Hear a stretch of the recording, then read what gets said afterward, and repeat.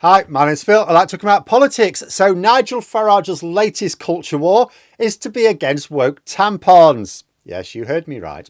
He's absolutely appalled by woke tampons, you see, and has decided to speak out against this latest horror from the National Trust.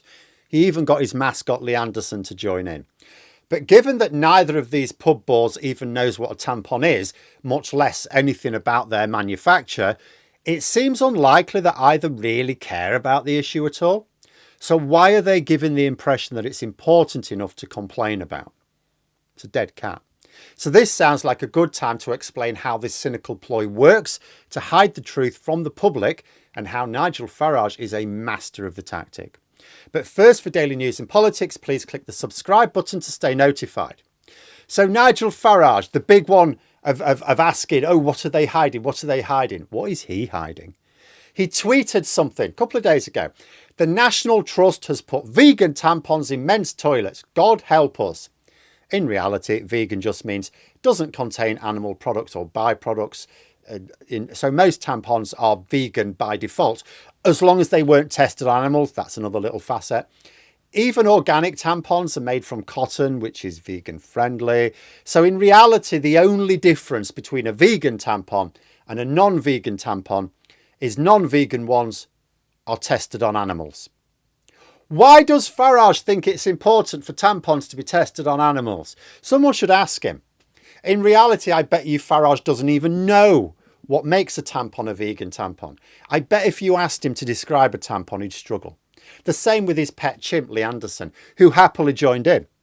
Also, unless either of these guys have got, something they'd like to open up to us about, neither of them have any use for tampons personally.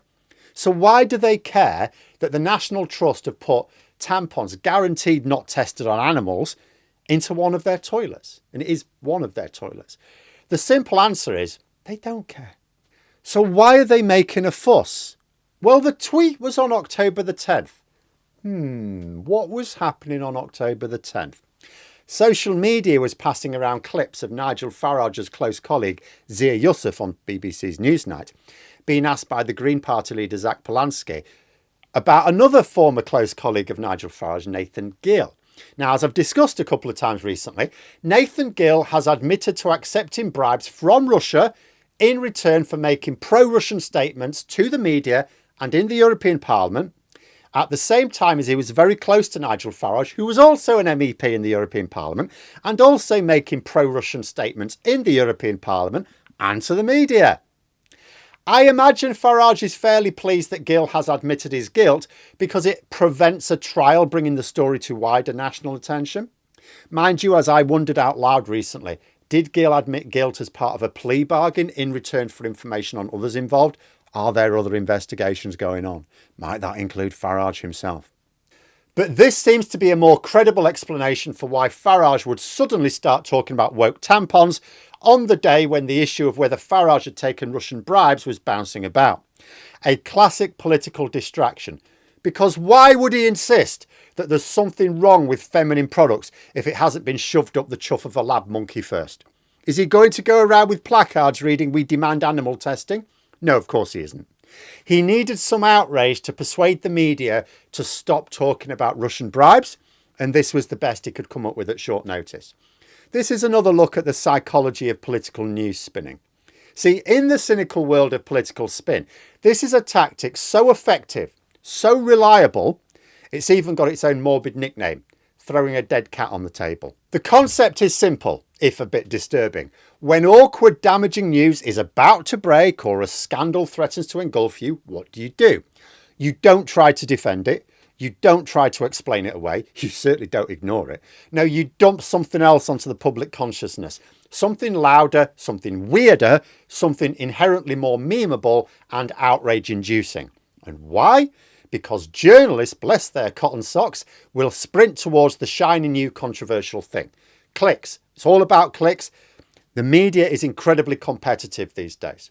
Social media algorithms that are designed to reward outrage and controversy will amplify it to a deafening roar. And just like that, the truly awkward, inconvenient story, that one that actually matters, quietly slides off the headlines, buried under a mountain of manufactured fury.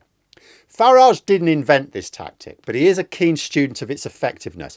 He watched it work for Donald Trump, whose infamous Sharpie Gate, drawing on a weather map to retroactively extend Hurricane Dorian's path to Alabama, successfully diverted attention from more serious controversies.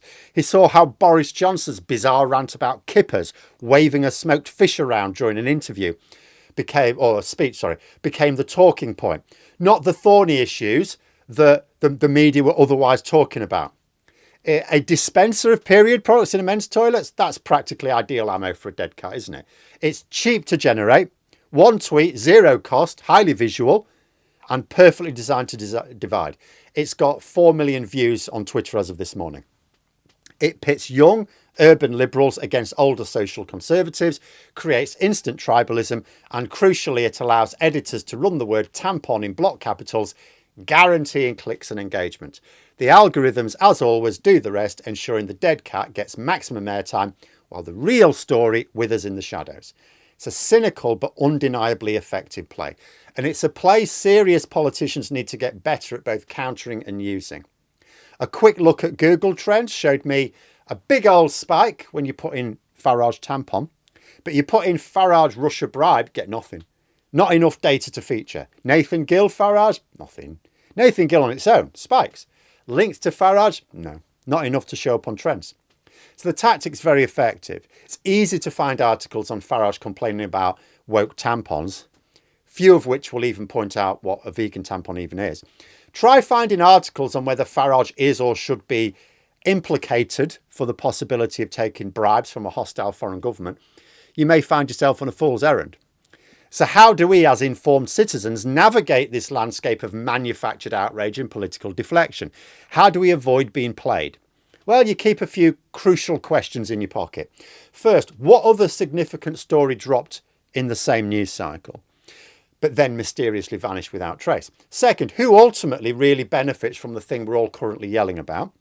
And third, is the story really of vital public interest? Because amplified stories always exist to cover up more important ones. Stories don't get amplified by accident very often. It's usually deliberate. When a politician, any politician, suddenly decides to rant about something seemingly trivial, could be a film, a footballer's haircut, a particular brand of biscuit, a sign on a bathroom door, a dispenser behind that door, that's your cue. That's your signal to dig a little bit deeper. What are they hiding?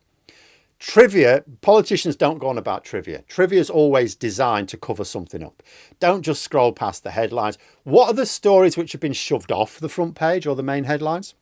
So the next time someone starts screaming about vegan tampons or some other seemingly absurd cultural flashpoint, pause, laugh if you must, at the sheer ridiculousness of it, but then immediately ask yourself, what are they covering up? What do they really need you not to see? Because the rowdiest, most attention-grabbing culture war firework is always a flare. It's fired by someone who desperately hopes you'll watch the pretty distracting light, while the real, often far more damaging ship slips quietly away in the dark. Don't blink. Stay vigilant, because the stakes, as we have seen, are far higher than a woke tampon. But let me know what you think in the comments below. For more content, you could subscribe to the channel or even join for access to streams and behind the scenes updates. Thanks for watching, and until next time, I'll see you later.